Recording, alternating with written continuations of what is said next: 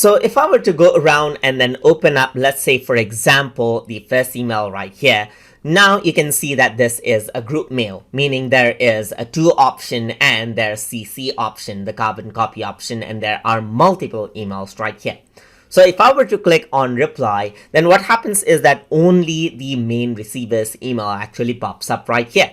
But if I were to go around and click on reply all, then what happens is that all of the ones, even in the CC list, pops up right here. If I were to go around over here on the top, you get the reply option, which is the default set behavior. And if I were to click on it, then it'll just open up the reply option. Now let me just go around and erase this out right here. And now I'm going to go around onto settings. So instead of the reply being the default behavior, you can also change the reply to the reply's default behavior to be for reply all. So here right now you can see the default reply behavior and nothing is selected out. So instead of just reply, you can select reply all and then click on save changes.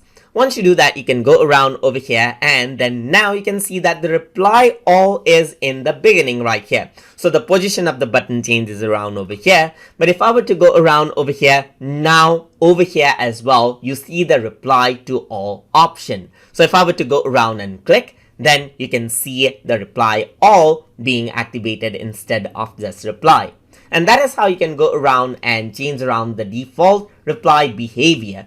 And if I were to go around over here onto see all settings once more, I can just change that back to reply and click on save changes. And now you get the reply and the reply option over here as the default behavior, just like that. So that is how you can go around and utilize the reply behavior option in behavior option. So hope you guys learned something as always. And as always, please like, comment, share, and subscribe.